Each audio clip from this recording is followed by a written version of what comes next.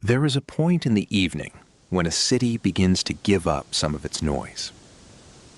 It happens gradually. A shop closes. An office floor goes dark. The intervals between passing cars become a little longer.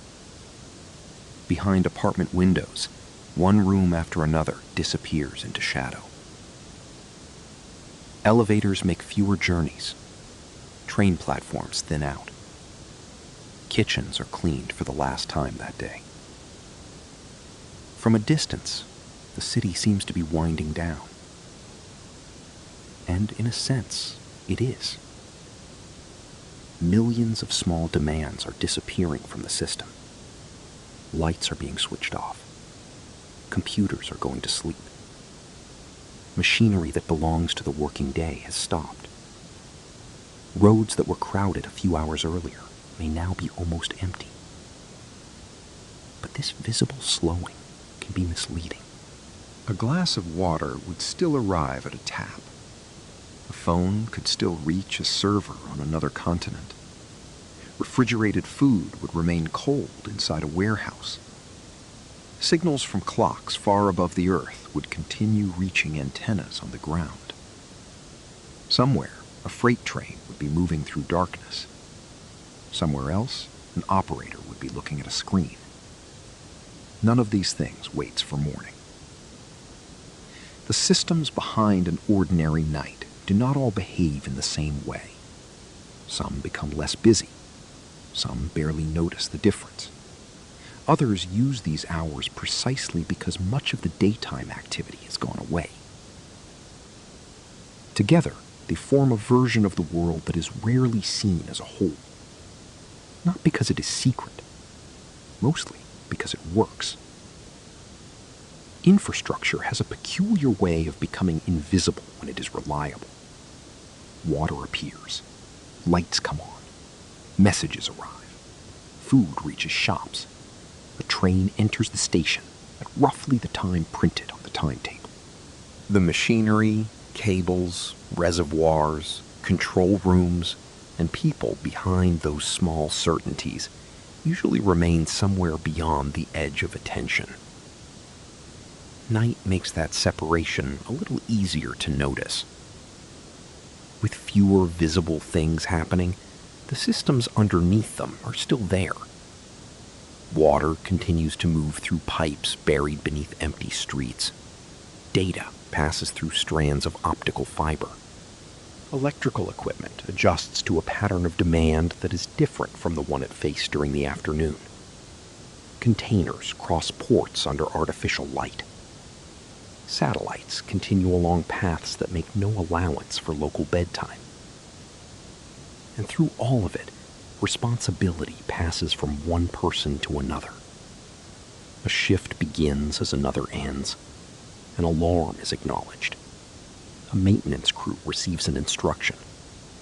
A control room occupied at midnight will still be occupied several hours later, though perhaps by different people. There is no single machine keeping all of this running. There is no central room from which the night is managed. What exists instead is an enormous collection of separate systems, built at different times, for different purposes, often by different organizations. They overlap, they depend on one another, and most of the time, they do so without attracting much attention. Electricity is one of the clearest places to begin, because beneath the pumps, servers, signals, refrigeration systems, and illuminated control rooms is a more immediate requirement. At any given moment, somewhere, electricity has to be produced. It has to travel. And the amount being supplied has to keep meeting the amount the world is asking for, even as that amount changes through the night. A few hours earlier, electricity use was part of the background noise of the day. Office lights were on, elevators were moving, factories were running shifts, shops were open, trains were crowded, kitchens were busy, and millions of screens were glowing at the same time. Then evening arrived, and much of that activity began to disappear. From inside a house, the change is almost trivial. A lamp is switched off, a television goes dark, a computer closes down for the night. From the point of view of an electricity system, each of those small decisions becomes part of a much larger moving pattern. The grid has to follow it. Electricity is unlike water stored in a reservoir or fuel waiting in a tank. There are many ways of storing energy, from batteries to pumped storage, and those systems are increasingly useful. But the electrical network itself is not a warehouse filled earlier in the day and emptied later. Most of the time, electricity is being produced, transmitted, and consumed as part of the same continuously operating system. The amount going in and the amount coming out have to remain closely matched. That sounds simple until the scale becomes apparent. Nobody knows exactly when every kettle will be switched on, when every industrial motor will stop, or when thousands of people will decide to charge their cars. Forecasts can be extremely good, but a forecast is still a forecast. Actual demand changes continuously. A large factory may reduce production. A cold evening may keep electric heating running longer than expected.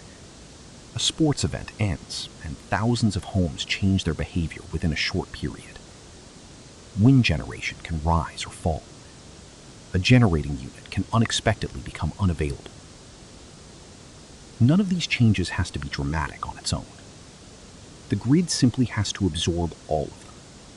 Electricity begins its journey at many different kinds of generating plant. Some use moving water, some burn fuel, some collect sunlight, some take energy from the wind, and some split atoms to produce heat. Once electrical energy enters the wider network, transformers raise the voltage so it can travel efficiently across long transmission lines.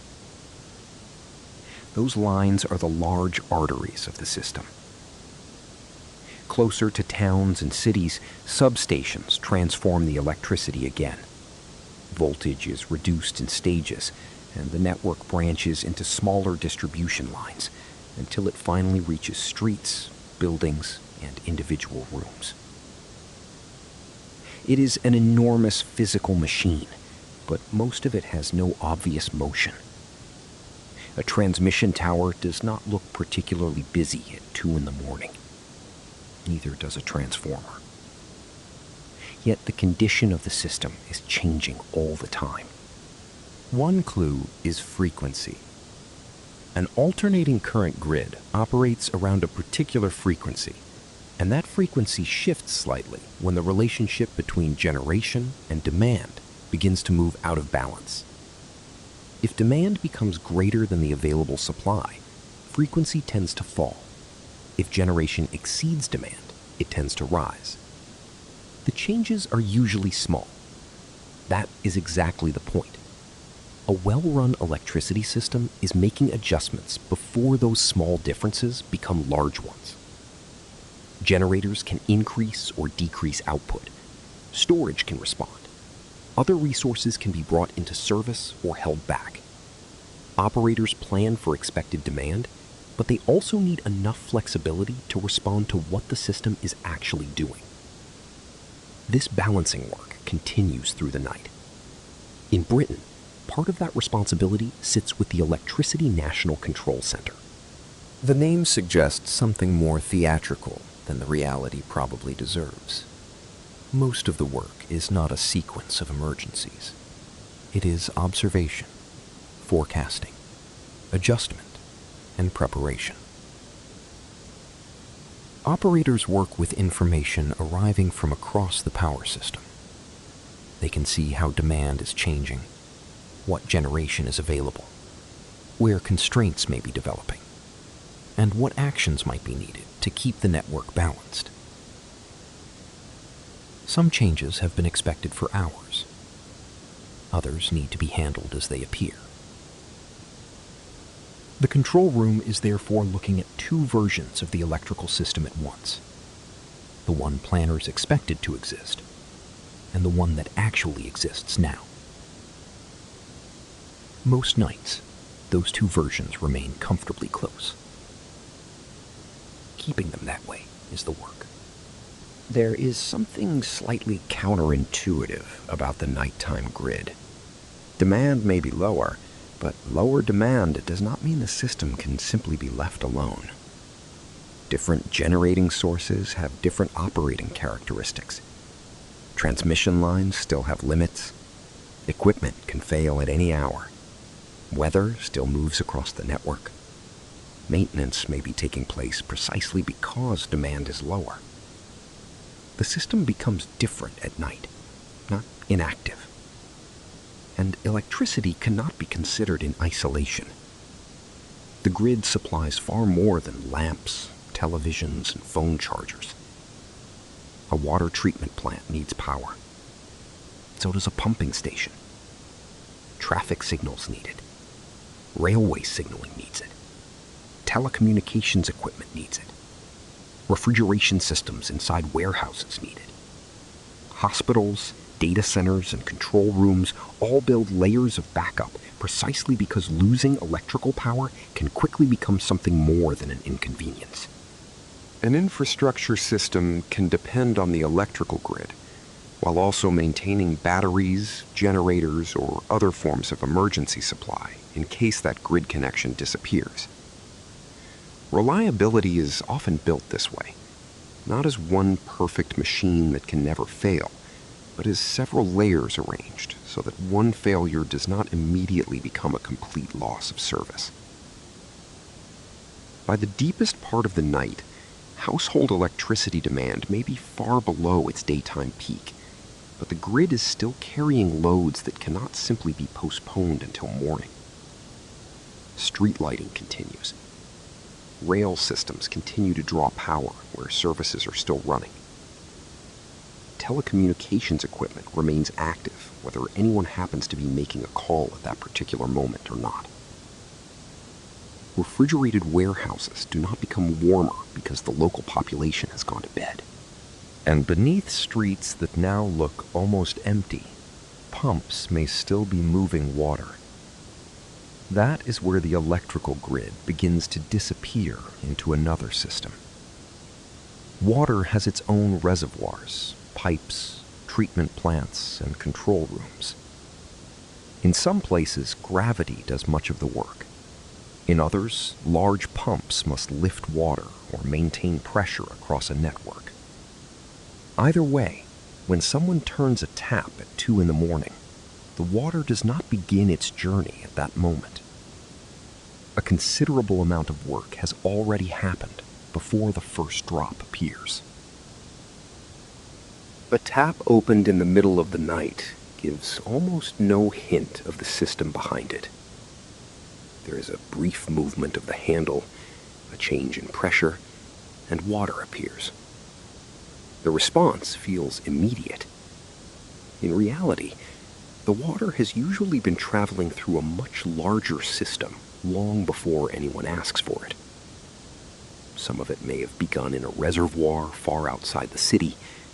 Some may have passed through treatment works hours earlier.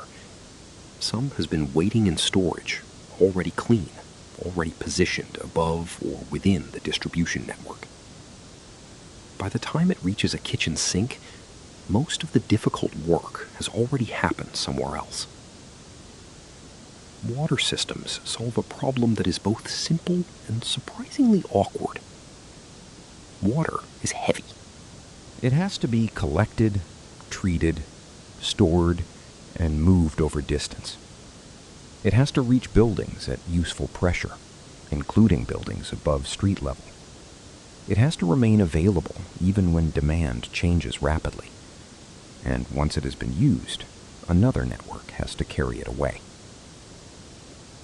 Where geography allows it, gravity is one of the most useful pieces of machinery in the entire system. It has no bearings to replace, no motor to overheat, and no fuel supply to interrupt. Water stored at a higher elevation contains the pressure needed to move downhill through pipes. elevated tanks use the same basic advantage closer to the places they serve. The height of the water itself helps push it through the network. This is why some of the largest water systems can move extraordinary quantities over long distances with less pumping than might be expected. New York provides a particularly clear example. Much of the city's water travels from reservoirs far to the north and west, through aqueducts that make extensive use of gravity. The system is vast, but the principle underneath part of it is almost embarrassingly simple. Water starts higher, the city is lower, gravity does the rest. Real water networks are rarely that simple from end to end. Pumps are needed where terrain works against the desired direction, where pressure has to be maintained, or where water must be lifted into storage. Valves divide and control parts of the network. Treatment plants remove particles and contaminants and disinfect the water before it enters distribution. Reservoirs and tanks provide a buffer between the rate at which water is prepared and the rate at which people use it. That buffer matters because demand is uneven. Morning showers create a different pattern from the middle of the night. A city does not consume water at one steady rate. The system has to absorb those changes without making them visible at the tap. At 2 in the morning, this can make the network seem almost inactive. It is not.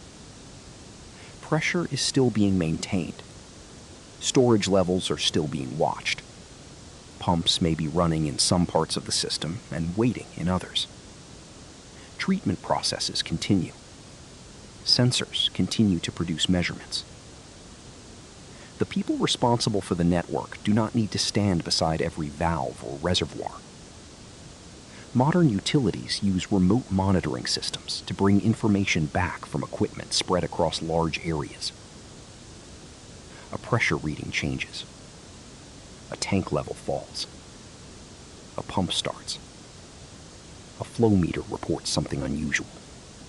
The technical systems used to collect and display this information are often grouped under names such as supervisory control and data acquisition, or SCADA. The acronym matters less than the idea. A water network can develop a kind of distant awareness of itself. Not complete awareness. A sensor can fail, a measurement can be misleading, a pipe can break between monitoring points. But enough information can be gathered to show operators whether the network is behaving roughly as expected. The larger the physical system becomes, the more useful it is to know what is happening in places where no person is standing. Water has another journey to make once it has been used. This one receives even less attention. A sink empties, a toilet is flushed, a washing machine drains. The water disappears from view almost immediately, but disappearance is not disposal. Beneath the street, another network begins. In many places, wastewater moves through sewers largely by gravity. Pipes are laid on gentle slopes so that flow continues toward larger collection lines and eventually toward treatment works. Gravity helps again. But cities are not designed on perfect downward slopes. Where wastewater has to be lifted over terrain or moved from a low point into a higher section of the network, pumping stations take over. These are often called lift stations. The name is literal. They lift wastewater high enough for gravity to resume the job. By the time the flow reaches a treatment plant, it contains everything carried away from homes, businesses, and other buildings connected to the system. Treatment happens in stages. Larger material is removed first. Solids are allowed to settle. Biological processes help break down material dissolved or suspended in the water. Further treatment and disinfection may follow before the water is released or reused. The chemistry and biology can become complex very quickly. For an ordinary night, the more important point is simpler. The treatment process does not wait for breakfast. Wastewater arriving at 3 in the morning still has to be handled. Pumps still have to run. Levels still have to remain within operating limits. Air may still have to be moved through treatment tanks. Valves still have positions. Measurements still arrive. There is an appealing symmetry in the two networks. One carries clean water toward the city. The other carries used water away from it. For most people, both systems are visible for only a few seconds at a time. One at the tap, the other at the drain. Almost everything between those two moments happens out of sight. The same is true of another network, buried beneath roads, threaded through buildings, and stretched between cities. It carries almost no mass compared with water, yet through its fibers can pass phone calls, bank transactions, television streams, weather data, maps, messages, and the instructions that coordinate machines thousands of kilometers apart. At 3 in the morning, those networks are not waiting either. At 3 in the morning, the internet can feel almost empty. The room is dark, the street outside may be silent. A phone screen lights up, a page is opened, and a few seconds later, something appears that may have come from a machine hundreds or thousands of kilometers away. Nothing about the experience suggests distance. That is one of the internet's most convincing illusions. A request can travel through several networks, enter a data center, cross a national border, or even an ocean, and return before there has been much time to think about where it went. The word cloud does little to correct the impression. Clouds have no obvious address in ordinary language. No one imagines them needing cooling systems, backup generators, or a building permit. The digital cloud does. Behind it are rooms full of physical equipment. Servers sit in racks. Cables connect one machine to another. Network switches direct traffic. Cooling equipment removes heat. Electrical systems feed power into equipment that cannot simply stop whenever local demand falls. A data center may be part of something that feels entirely virtual from the outside, but the building itself has floors, doors, fans, batteries, maintenance schedules, and electricity bills. It produces heat. It can lose power. A cable can fail. A machine can stop responding. The fact that a website continues to appear normally despite those possibilities is not evidence that nothing physical is happening. Usually it means the system has been designed so that individual failures can be absorbed. When someone enters a web address, the first problem is not even retrieving the page. The network has to work out where to look. People prefer names. Computers communicating across networks use numerical addresses. The domain name system, usually shortened to DNS, is part of the machinery that connects the two. The full process is more complicated than a simple address book, but the comparison is useful. A familiar domain name has to lead the request toward the correct destination. Once that destination is known, the data still needs a route. There is no single company operating every cable and router between one end of the internet and the other. The internet is made from many networks. Telecommunications companies operate networks. Universities have networks.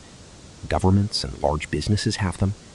Cloud providers and content companies operate enormous networks of their own.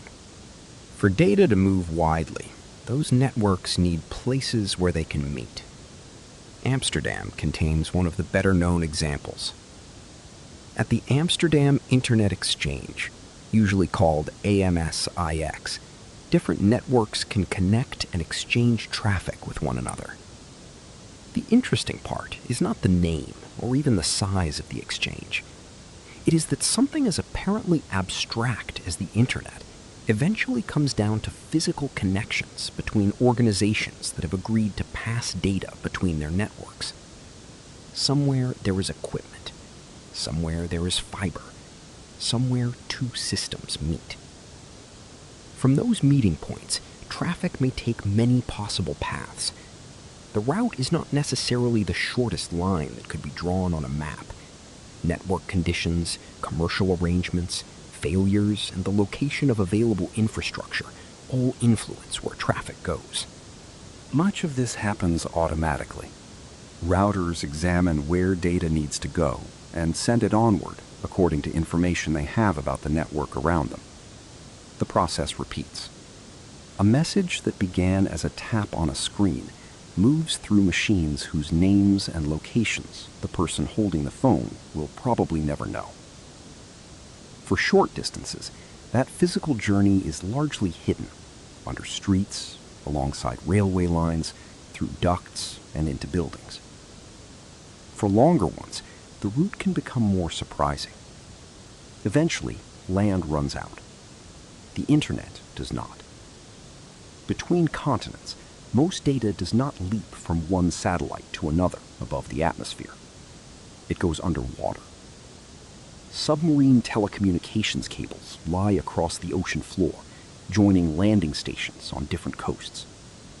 Inside them are optical fibers, carrying information as pulses of light. These cables carry more than 99% of intercontinental data traffic. It is a useful correction to the way the internet is usually imagined. An email crossing an ocean, a video call between continents, a financial transaction, or a request sent to a distant server may depend on a cable resting kilometers below the surface of the sea. The route is modern. The basic idea is not. For more than a century, continents have been connected by cables laid beneath oceans. The technology changed from telegraph signals to high-capacity fiber optics, but the geographical problem remained the same. There is water in the way, so a cable is laid across it. Those cables are not indestructible. Fishing activity, anchors, underwater landslides, and other events can damage them. Repairs require specialized ships and crews. Yet most users never notice an individual cable failure. Traffic can often be moved along another route while repairs take place. The internet is resilient partly because there are many paths through it. Not infinite paths, not equally good ones, but enough alternatives that the loss of one connection does not normally mean the loss of the whole system. Inside data centers, the same practical attitude toward failure appears in a different form. Electrical power may arrive from the grid, but batteries can provide immediate support if that supply disappears. Generators may be available for longer interruptions. Network connections can arrive by different routes. Data may exist on more than one machine or in more than one location. Cooling also needs backup because servers continue producing heat whether or not the outside world happens to be awake. This is one reason large data centers can seem strangely alive at night. The people using them may be scattered through time zones where it is afternoon, morning, or evening. Software does not recognize a local closing hour. Automated processes continue, backups may run, files are copied, databases are updated. Machines exchange information with other machines without any person directly requesting it. A data center at 3 in the morning is therefore not necessarily serving a sleeping city. Its idea of night is largely geographic. The network does not share it. There is another quiet detail that makes this possible. Light itself is doing much of the carrying. Inside fiber optic cables, information is encoded into extremely rapid changes in light and sent through very pure glass. The material is physically unremarkable enough to hold in a hand, yet when manufactured into optical fiber and connected to the right equipment, it becomes part of the backbone of global communication. It runs through buildings. It follows roads. It crosses countries. It rests on the floor of oceans. Seen this way, the internet begins to look less like an invisible electronic space and more like another form of infrastructure.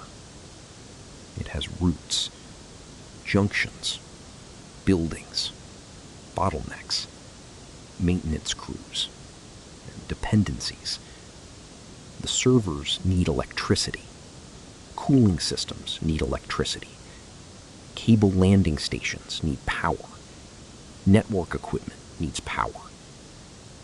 The digital world that seems independent of physical geography remains closely tied to it. And the relationship goes both ways. Physical infrastructure now depends heavily on data networks. A port needs information about arriving ships and containers. A warehouse needs to know what has arrived, where it should be stored, and where it needs to go next. Rail operators coordinate movements through digital systems. Trucking companies track vehicles and schedules.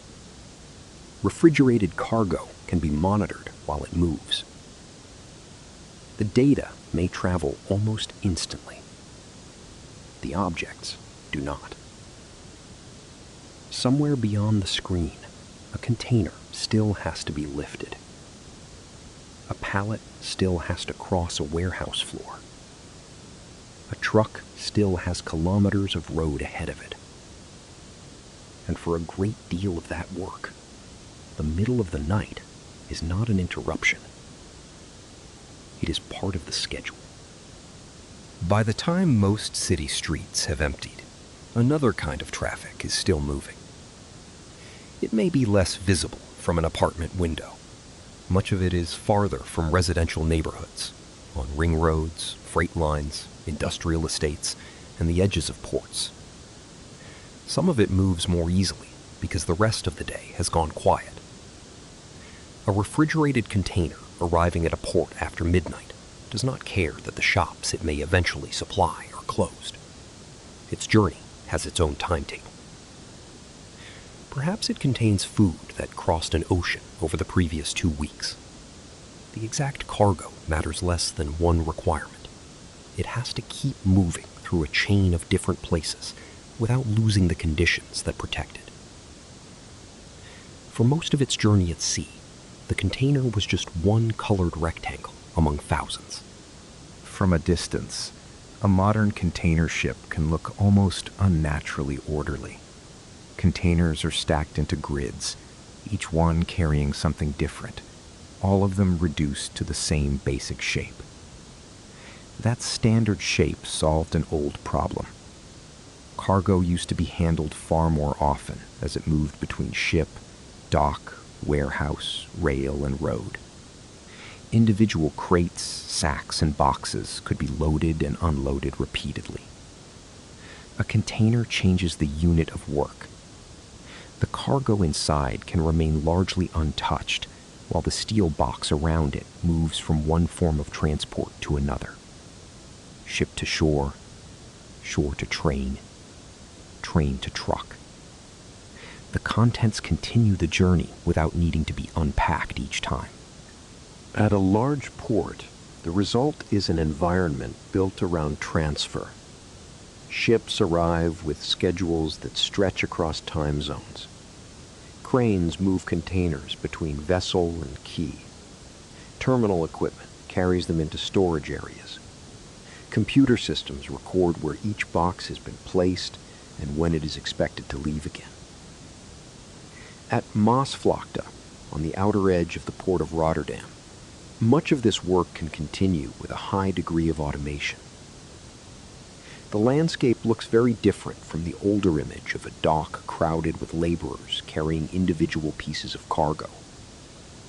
There are enormous cranes, long rows of containers, and specialized vehicles moving within controlled terminal areas.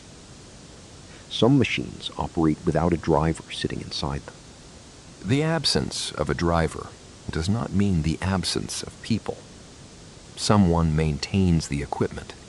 Someone plans vessel operations. Someone deals with exceptions.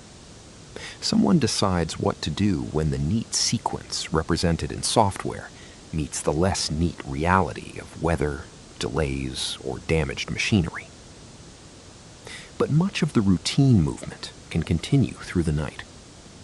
Ports have little reason to organize themselves around conventional office hours. A ship occupying a berth is not simply waiting for the morning commute to begin. The next vessel may already be on its way. So the container is lifted from the ship. It may be moved to a temporary stack, perhaps only for a few hours. Its location is recorded, because in a yard containing thousands of nearly identical steel boxes, knowing that a container is somewhere nearby is not very useful. It has to be found again. The refrigerated container also has another problem. Its cargo cannot simply wait at whatever temperature happens to exist outside. Refrigerated containers, often called reefers, carry their own cooling equipment, but that equipment needs energy. At terminals, they can be connected to electrical supplies, so their internal temperature can be maintained while they wait. A monitoring system may keep track of whether the unit is operating within the expected range. The process is not perfectly continuous in the literal sense. Containers can be disconnected briefly during transfer. Equipment can fail. Procedures vary. But the aim is continuity. The cargo may change hands. Its temperature requirement does not. At some point, the container leaves the port. Perhaps it goes by rail. Freight railways have their own nighttime character. Passenger services are usually tied closely to the rhythms of people moving into and out of cities. Freight is tied to production schedules, port arrivals, distribution networks, and the availability of track. That can make the night useful. On some routes, there is more room for freight movement after passenger traffic is reduced. On others, maintenance work competes for the same hours. There is no universal quiet period on a railway. Different activities simply take their turn. A freight train moves differently through the landscape from the trains most passengers know. It may be much longer. It may carry containers that began their journeys in several different countries. It may travel through towns without stopping because those towns are not its destination. From the window of a house near the line, it might be heard for less than a minute. For the container, it is another stage in a journey that may already have lasted days. At an inland terminal, the steel box changes vehicle again. A crane or lifting machine transfers it from train to truck.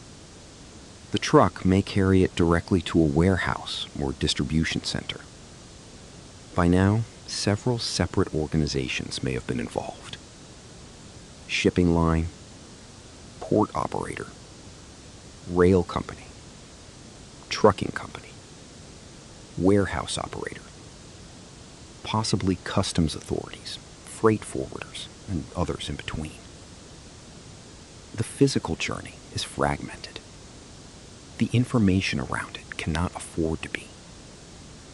Each participant needs to know enough about where the container is, what it contains, where it should go, and when it is expected. This is where the digital networks of the previous chapter reappear. A modern supply chain consists partly of vehicles and buildings, and partly of messages about vehicles and buildings. Schedules change, arrival times are updated, inventory systems record new stock.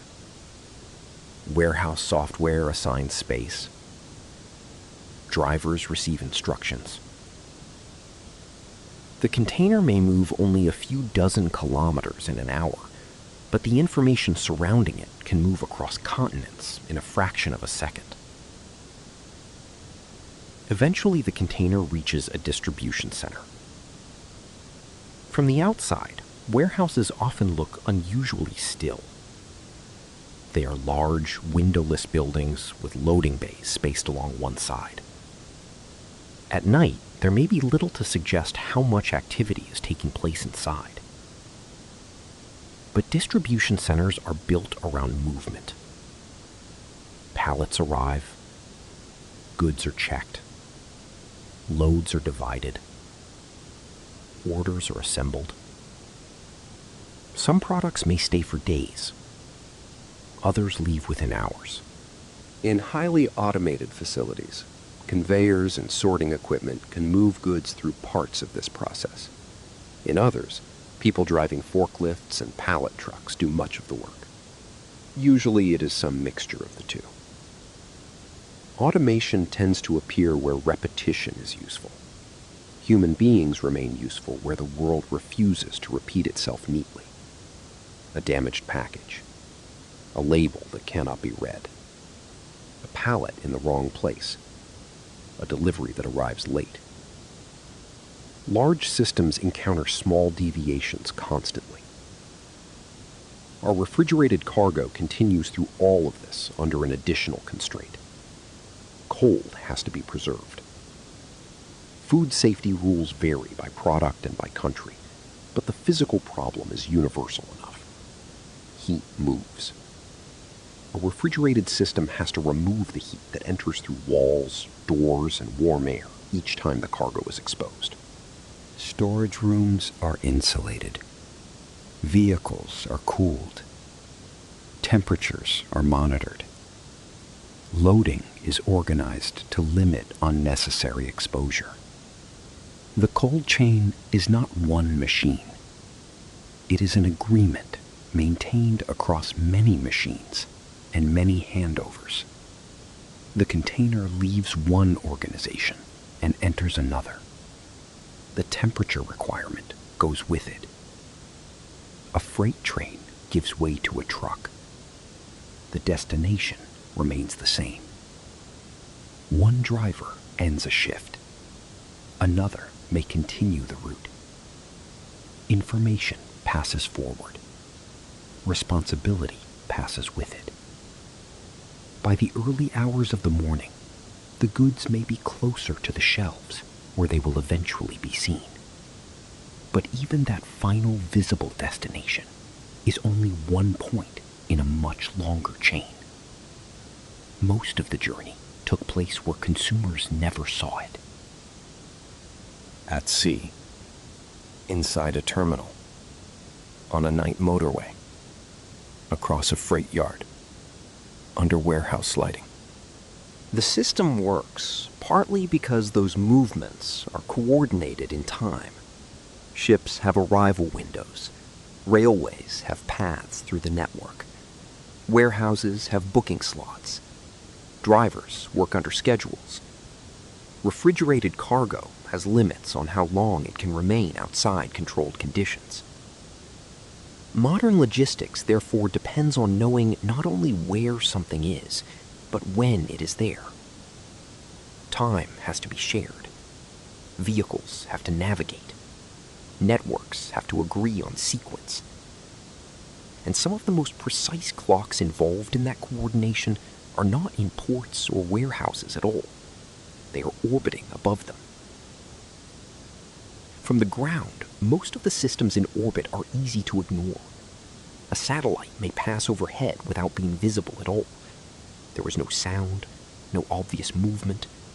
Nothing in the street below changes in a way that announces its presence. Yet signals from orbit are woven into systems that depend on knowing where something is, when something happened, or what conditions are developing over a large part of the Earth. Navigation is the most familiar example. A phone can estimate where it is, A ship can follow a route. An aircraft can compare its position with a planned track. Vehicles can be dispatched and monitored across large areas. The basic idea seems to be about location. In practice, location depends heavily on time.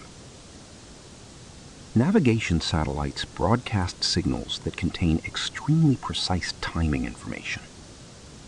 A receiver compares the arrival of signals from several satellites and uses those tiny differences to calculate distance.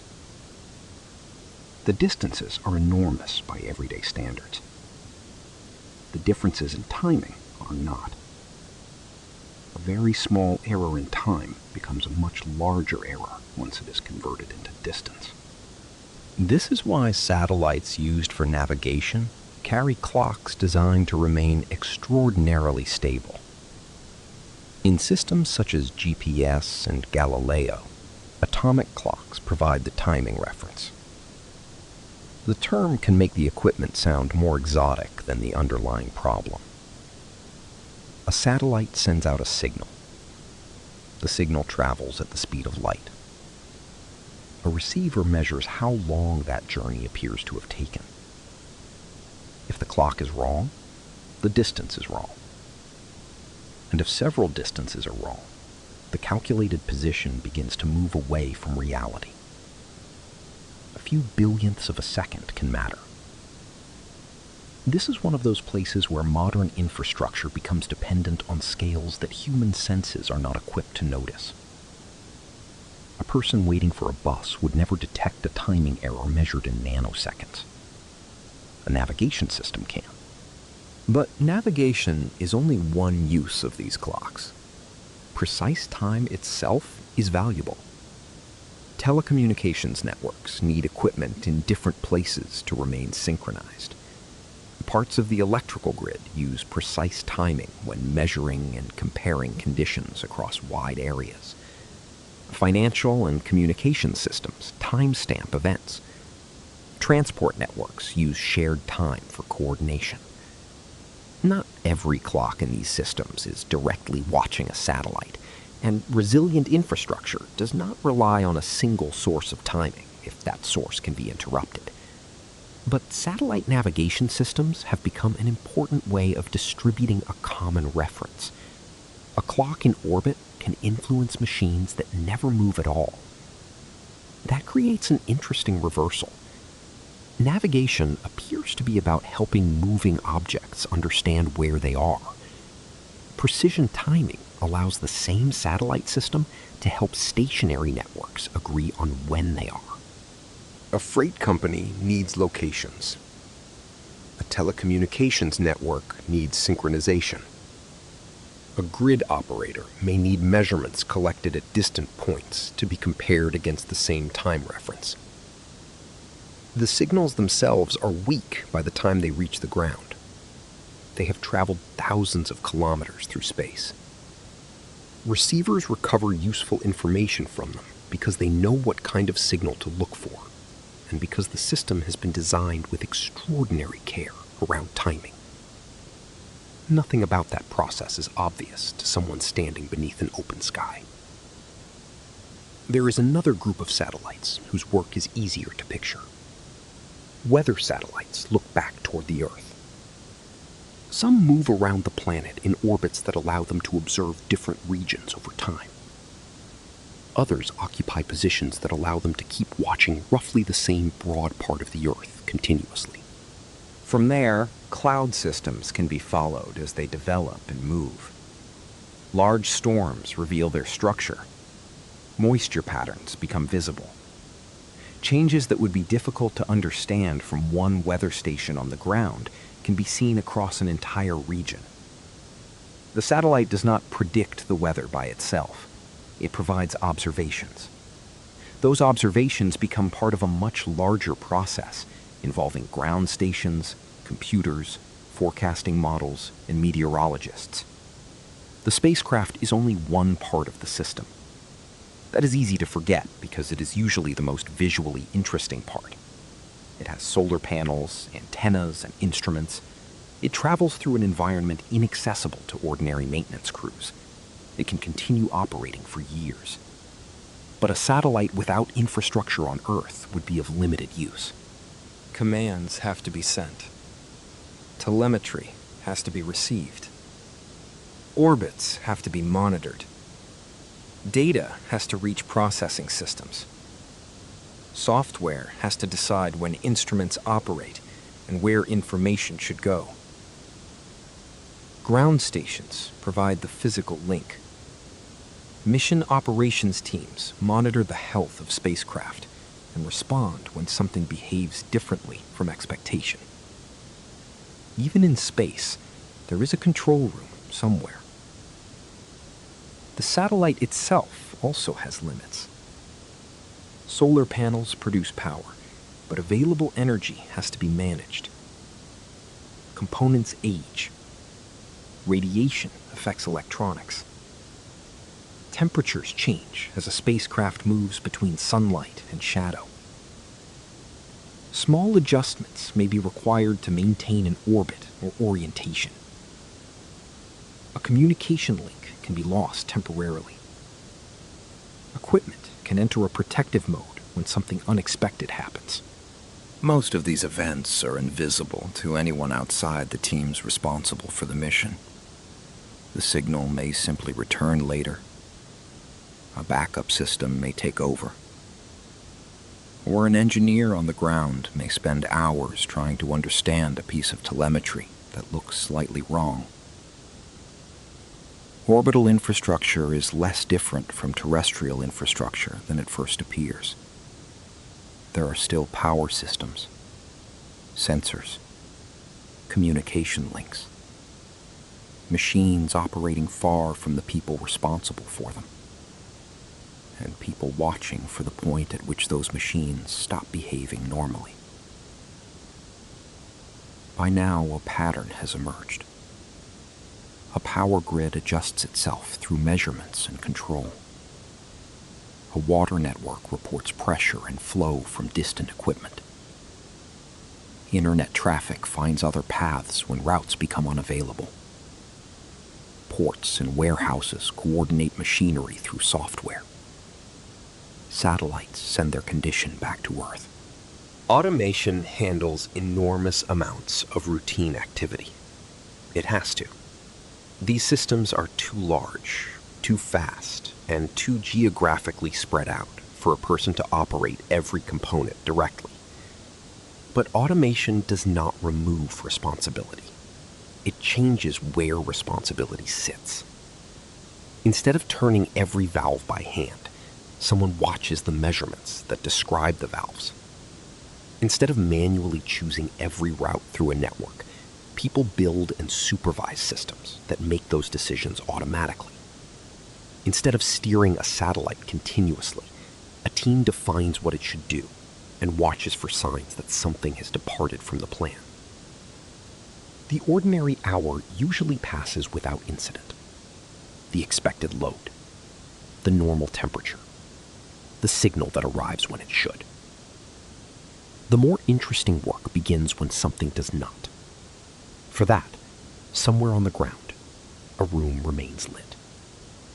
There's a tendency to imagine automation as the gradual removal of people. A machine takes over one task, software takes over another, sensors replace inspections. Algorithms make decisions that once required someone to sit at a desk and watch a dial. At first glance, the direction seems obvious. More automation should mean fewer people. Sometimes it does. But in large infrastructure systems, something else usually happens as well. The work moves. Instead of standing beside the machine, someone watches several machines at once. Instead of checking one pressure gauge, an operator sees measurements from an entire network. Instead of manually changing every setting, people decide how a system should behave and then intervene when reality stops matching the plan. The machinery becomes more independent. The responsibility does not disappear. At night, this becomes easier to see. A control room may be quieter than it was during the day. Fewer people may be present. Some routine decisions may already have been made automatically.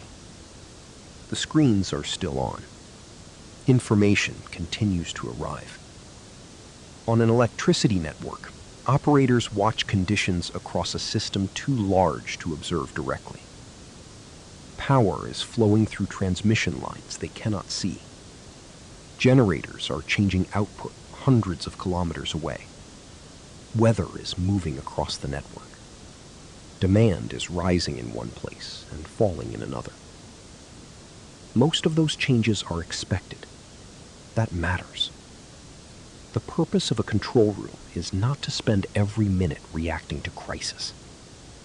A well-functioning system should spend most of its life being uneventful. Temperatures remain within limits. Flows remain where they should. Equipment reports normally. Useful infrastructure can be remarkably boring.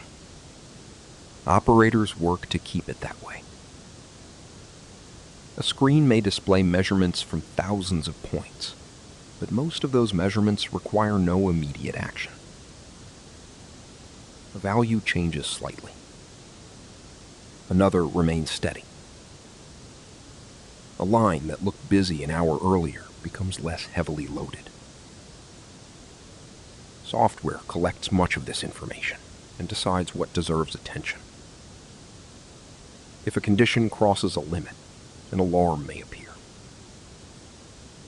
An alarm is not the same thing as an explanation. It tells an operator that something has moved outside an expected range. The reason still has to be understood. Perhaps a piece of equipment has failed. Perhaps a sensor is wrong. Perhaps another part of the system changed first, and this alarm was only a consequence. Large networks have enough components that one unusual event can produce several signals at once. The difficult part is not always seeing that something happened. It is deciding what matters. This is where monitoring and understanding separate. Computers are exceptionally good at watching large numbers of measurements continuously. Human operators are still useful when those measurements need context. They know what maintenance is taking place. They know which pieces of equipment are already unavailable. They know what happened earlier in the shift. They know that an alarm which looks serious in isolation may be expected during a particular operation, while another, apparently minor change deserves closer attention. Much of expertise looks ordinary from the outside. It is often the ability to notice which detail is not ordinary. The same kind of work appears on a railway. An operations center does not drive every train. Signaling and control systems handle much of the routine movement. But somewhere, people maintain a broader picture of the network. A delay begins on one section. A train is held. A piece of infrastructure becomes unavailable. The consequences spread. One service affects another. Platforms may need to change. Crews and rolling stock may end up in the wrong places for their next journeys. The original problem may be small. Coordination is what prevents it from becoming unnecessarily large. At night, railways face another complication. The quieter passenger hours are often valuable maintenance hours. Tracks, signaling equipment, electrical systems, and stations all need work that is difficult to perform while the railway is carrying its busiest traffic. So one kind of activity decreases while another begins. A line that looks unused from a nearby road may be occupied by people inspecting, replacing, or testing equipment. The railway has not stopped. It has changed jobs. Hospitals make the idea even clearer. There is no meaningful point at which a hospital can simply declare the day finished. The pattern of work changes through the night. Scheduled activity may decrease. Corridors become quieter. Some departments operate with smaller teams, but patients still need monitoring. Medication still has to be given. Laboratory work continues. Emergency departments continue to receive people who did not arrange their illness around office hours. The lights stay on because the distinction between day and night is useful for schedules, not for biology. A heart does not wait for morning. Neither does an ambulance. When an emergency call enters a dispatch system, the event begins with information. A location, a description, questions, answers that may be incomplete. The dispatcher has to turn that information into action. Which service is needed? Where should it go? What does the responding team need to know before it arrives? Technology carries much of the routine burden. Location systems help identify where calls originate. Computer systems record incidents and available resources. Radio and data networks connect dispatch centers with vehicles and crews. But the system has to deal with people at moments when information is often unclear. A caller may not know exactly where they are. They may misunderstand what has happened. Several calls may describe the same event differently. This is not necessarily a failure. It is what happens when a structured network meets an unstructured world. The problem appears in less urgent forms almost everywhere. A container arrives with a damaged seal. A server reports an error that disappears before anyone can examine it. A pump produces an unusual vibration. A weather instrument begins sending values that do not fit the instruments around it. Reality has rough edges. Automation works best when the world remains inside the categories it was designed to recognize. People often become most important at those edges. There is another human task that receives almost no attention because when done well, nothing visible happens. The handover. No operator can watch a system forever. No nurse remains on the same ward indefinitely. No dispatcher, engineer, or network technician works every hour of every day. Eventually, one shift has to end. The system does not. So information has to cross from one group of people to another. What happened during the previous hours? Which equipment is unavailable? Which alarm has already been investigated? Which maintenance work is still underway? What should the next shift watch more carefully than usual? Some of this is recorded in logs. Some appears in software. Some is spoken directly between people. The details vary enormously between industries, but the problem is the same. A person is leaving. Responsibility must stay. There is something almost mundane about this, compared with the machines we have followed through the night. No satellite is involved. No high-voltage line crosses the landscape. No fiber cable runs beneath an ocean. Someone explains what happened. Someone else listens. And a system that was being watched before the conversation continues to be watched after it. The machines may run for years. The people arrive in shifts. By the last hours before dawn, this pattern is happening in countless places. A technician takes over a network desk. A new hospital team arrives. A control room operator reads what happened during the night. Maintenance crews report what has been completed and what has not. Vehicles return. Others leave. The people change while the system remains. Outside, the difference between night and morning is beginning to show. Not suddenly. The sky becomes slightly less dark. A road that carried an occasional truck begins to collect more cars. Lights appear in buildings that were empty a few hours earlier. The operational world of the night is about to overlap again with the visible world of the day.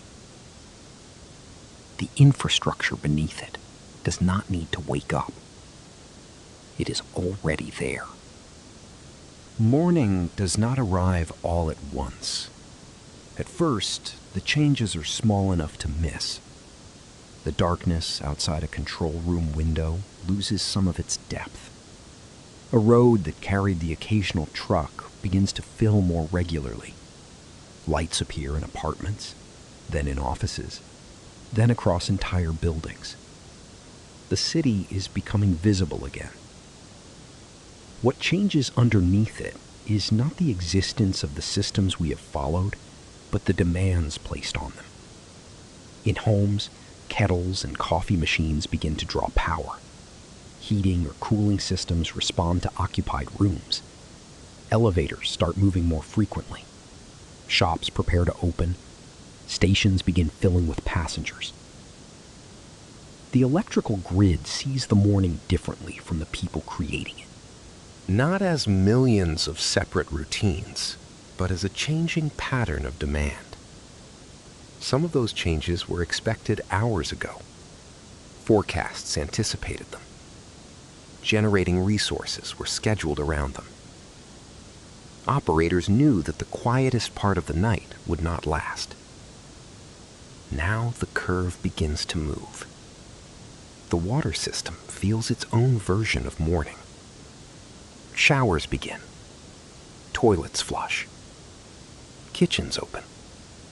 Hotels, schools, and workplaces start using water at rates very different from those of 3 in the morning. Reservoirs and storage tanks help absorb the change.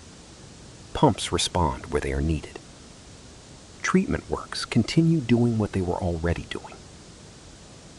Nothing has to be switched from night mode to day mode in one dramatic moment. The network simply moves into another pattern. The internet never had much reason to notice sunrise. Traffic shifts geographically and behaviorally, but there is no global morning. While one city wakes, another is halfway through its working day, and another is beginning to go dark. Data centers continue operating across all of them. The page requested before dawn and the message sent after breakfast may pass through much of the same infrastructure. Fiber remains fiber. Routers continue making decisions. Submarine cables do not know what time it is above the ocean. At ports and distribution centers, some of the night's freight has already moved on. A refrigerated container that arrived in darkness may now be traveling inland. A truck loaded before dawn may be approaching a supermarket distribution point. Packages sorted through the night begin the more visible part of their journey toward homes and businesses. The consumer sees the final few meters. The system remembers the hundreds or thousands that came before them. Above all of this, the satellites continue along the same orbits they followed in darkness. Their clocks did not pause for sunrise. Navigation signals continue reaching receivers on roads that are now becoming crowded. Weather satellites continue observing cloud systems that moved while the city slept. Ground stations continue receiving data. The boundary between night and morning belongs mostly to the people on the surface. For infrastructure, it is often just another change in operating conditions. There are, however, people for whom morning has a more precise meaning. It is the end of a shift. An operator who spent the night watching an electrical network may be preparing to leave. A hospital team that worked through the quietest hours is being replaced. Maintenance crews return from sections of railway that will soon be carrying denser passenger traffic. A dispatcher hands over an incident that has not yet been resolved. The person changes. The responsibility moves forward. That handover is easy to overlook because there is no single moment when the whole system passes from night to day. Different organizations use different schedules. Some teams changed hours ago. Some will change later. Automated systems continue regardless. The transfer is staggered across thousands of places. Continuity rarely comes from one thing lasting forever. More often, something else is ready before the first thing stops. A battery supplies power while a generator starts. Another network route carries traffic around a damaged cable. A storage tank smooths the difference between water production and demand. A refrigerated unit keeps cargo within limits while it changes vehicles. A new shift receives the information accumulated by the previous one. Reliability is built from overlaps. By now, the streets have changed completely from the ones we began with. Buses are running. Delivery vehicles stop outside shops. Windows that were dark are lit from within. Somewhere, someone opens a tap. Someone checks a weather forecast. Someone downloads a file from a server on another continent. Someone picks up food that spent part of the night inside a refrigerated warehouse. All of these things feel immediate. Water arrives when the tap is opened. A light responds to a switch. A message appears when it is sent. The preparation disappears. We do not normally think about the reservoir when water reaches the sink, or the substation when a light comes on. We do not see the cable on the ocean floor when a message crosses the Atlantic. We rarely know who was watching the networks we used before we woke. There is no particular reason that we should. Reliable infrastructure is most noticeable when it stops behaving reliably. The rest of the time, much of its work remains somewhere beyond the edge of attention. And so morning can feel like a beginning. For the systems underneath it, there was no beginning. Only another change in demand, another shift, another set of measurements arriving, another person taking over from the one who was there before. The visible world becomes busy again. Power moves. Water moves. Information moves. Goods continue toward their destinations. People arrive. Other people leave.